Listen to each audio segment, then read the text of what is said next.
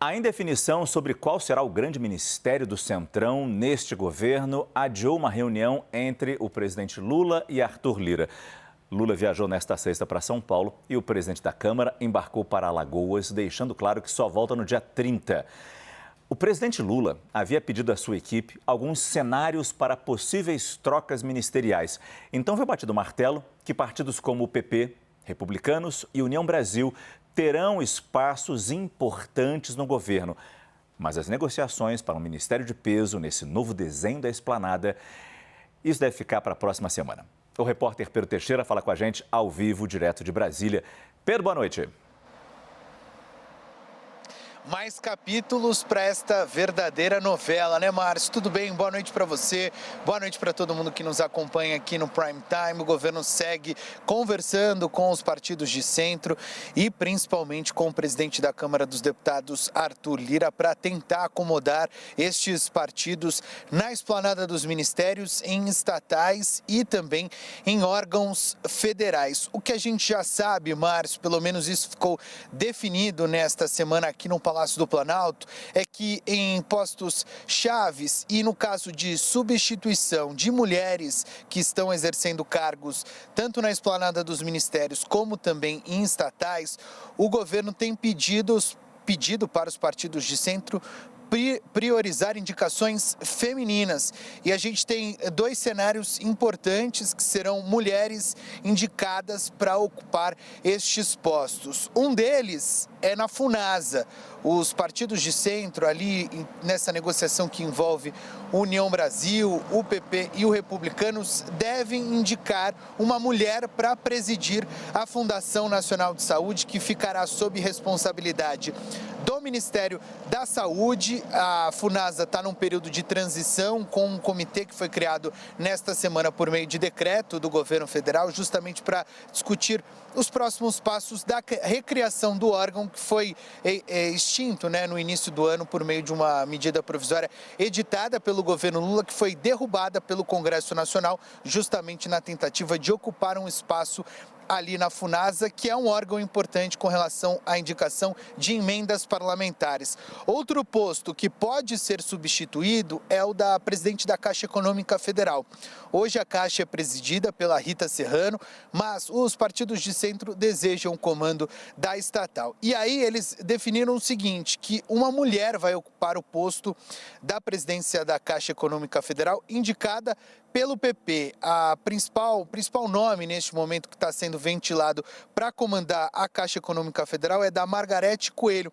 Ela é vice-governadora do Piauí e seria o nome indicado pelo PP. Uma outra possibilidade é uma indicação do governo de uma mulher para substituir a Rita Serrano e o PP poderia indicar, os partidos de centro poderiam indicar cargos na vice-presidência da Caixa Econômica Federal. De qualquer forma, Márcio, tudo isso deve ser negociado a partir da próxima semana, quando finalmente o presidente Lula e o presidente da Câmara dos Deputados, Arthur Lira, se encontrarem aqui em Brasília para bater o martelo destas modificações que também envolvem postos no Ministério do Governo Federal, na esplanada dos ministérios. A gente separou um trecho do que disse a Rita Serrano, que é uma das pessoas que podem ser substituídas aqui no governo federal nesta negociação com os partidos de centro. Vamos acompanhar o que ela disse sobre essas mudanças.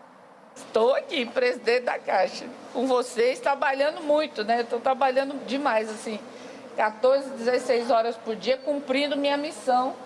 Inclusive, como empregada de carreira do banco, eu sempre tive muito apego ao papel do banco. Como presidente, eu me sinto mais responsável ainda de fazer um trabalho junto à população brasileira e aos clientes, para que a Caixa cumpra seu papel no desenvolvimento do país, no desenvolvimento local, seja uma instituição valorizada. Estou cumprindo meu papel aqui, trabalhando.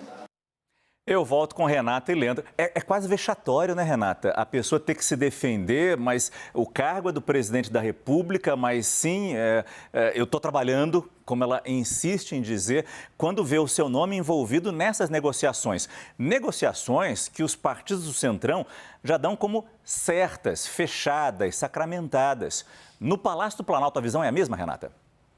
Pois é, Márcio. Primeiro sobre esse aspecto que você coloca, que eu acho essencial. E veja, Rita Serrano, como sabemos, ela é uma de uma longa lista de personagens importantes desse governo que teve que ir à frente e dizer, olha, estou aqui trabalhando, o cargo é do presidente, né? Uma das primeiras foi Nízia Trindade, que deu entrevista a você falando sobre essa situação. Depois a gente viu outros nomes fazendo o mesmo, como o ministro Wellington Dias e agora a Rita Serrano.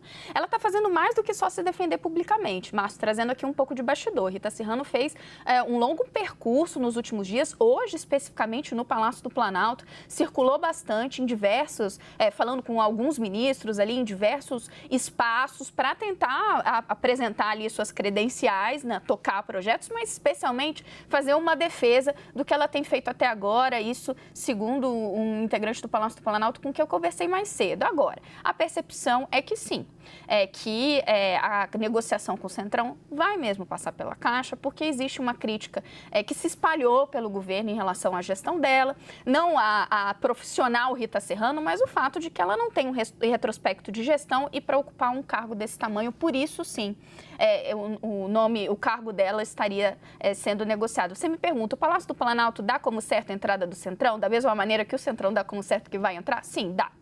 O que a gente tem visto nos últimos dias é entender quais serão os espaços e compatibilizar esse apetite muito grande do Centrão pelo que o Palácio do Planalto está disposto a dar. O último elemento, e é um elemento importantíssimo, é que sim, começou a surtir algum efeito o fato de muitas críticas terem começado a chegar ao governo e na própria opinião pública sobre essa eventual redução do número de mulheres nesses espaços de liderança. Porque Lula já não quis se comprometer durante a campanha com uma equidade, ou seja, uma paridade ali do número de ministros e ministras. Mas prometeu diversidade. Ok, tivemos de fato um avanço frente ao governo passado. Mas essa ficou ali no ar uma questão. Por que não colocar o mesmo número de mulheres? Estamos em 2023, né? Um farto número de profissionais capacitadas para ocupar esses espaços. Mas o que aconteceu agora a pergunta que ficou, por que o Centrão está mirando ministérios comandados por mulheres? E mais, por que o Centrão, então, não está oferecendo nomes de mulheres? E isso se mudou. O próprio Palácio do Planalto começou a instar o Centrão a falar, olha, em vez de Gilberto Ock na Caixa, que é o nome do partido do PP há bastante tempo, procurem o nome de uma mulher. Mesmo exercício façam para outros cargos que vocês estão nos pedindo para que o governo possa dar essa satisfação para a sociedade. Para te devolver, Márcio, eu só chamo a atenção. Nos cargos ministeriais, ainda não houve mudança. Os nomes continuam de homens indicados pelo Centrão. Então, a saída tem sido por esses outros órgãos, vou colocar de acessórios? Não são muito importantes, sim, mas não é a configuração da esplanada. Mas exatamente nesses cargos ministeriais, como a Renata diz, Leandro, que auxiliares, por exemplo, do ministro dos Direitos Humanos, veem fogo amigo na possibilidade de troca na titularidade da pasta. Você apurou que Silvia Almeida, o atual ministro, poderia ser retirada do seu ministério para dar lugar a Luciana Santos, a atual ministra de Ciência e Tecnologia. Numa troca de peças aí que a gente não vê muito sentido, né? Pois Márcio, e até isso dialoga muito com o que a Renata estava falando, né? Dessas trocas de mulheres por homens, porque a saída da Luciana Santos do Ministério de Ciência e Tecnologia seria para colocar um político do Centrão e aí para manter ali alguma representatividade, atender o PCdoB, um partido histórico aliado do PT, o Silvio Almeida seria retirado do ministério dentro desse arranjo, né? Qual é a questão ali? Eu conversei com alguns auxiliares do ministro Silvio Almeida que eles estão observando que o governo, nesse afã de construir uma base parlamentar, tem gente ali de dentro do governo que está disparando para todos os lados. E agora chegou-se ao ministro Silvio Almeida. E o que causou mais insatisfação nos auxiliares do ministro Silvio é o fato dessa pressão para que ele seja trocado, retirado do cargo, tenha acontecido no momento em que ele saiu de licença paternidade, né? Isso pegou ali a turma do ministro Silvio Almeida realmente de surpresa e causou muita insatisfação.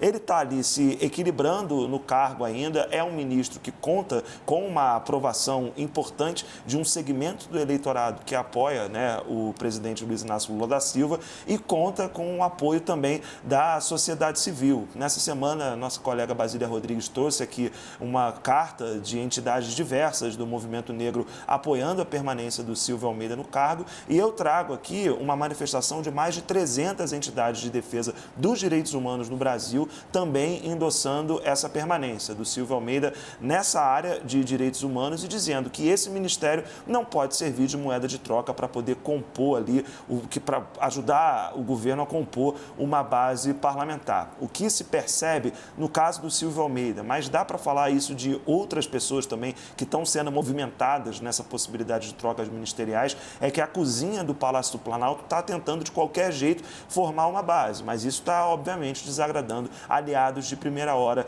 do presidente Lula, como é o caso do Silvio Almeida, um professor que tem uma vasta trajetória e vai para outros lugares também. Marcelo Freixo também tem se queixado disso. Marcelo Freixo, ex-deputado, que hoje é presidente da Embratur. Estão observando que há esse fogo amigo que há em todo o governo, mas que está atingindo essas peças importantes ali que sempre estiveram com o Lula. Márcio. Em tese, nenhum ministério, nenhum cargo público deveria ser usado como moeda de troca de apoio. Mas isso é outra questão. Obrigado mais uma vez, Renata e Leandro.